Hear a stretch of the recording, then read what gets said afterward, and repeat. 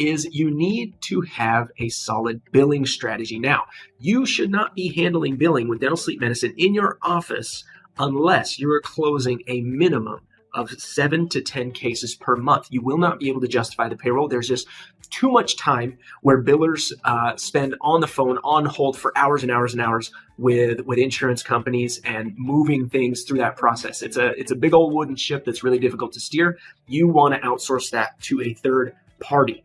Once you have all 4 of those things established, screening, testing, clinical, and billing, then you can start marketing to the general public.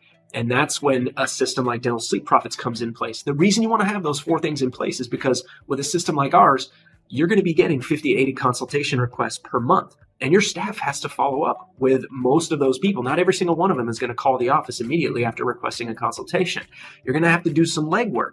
So if you don't have those systems in place to move people through your workflow seamlessly, not always seamlessly, but without too many hitches, then you guys are going to have a really, really difficult time handling patients at scale.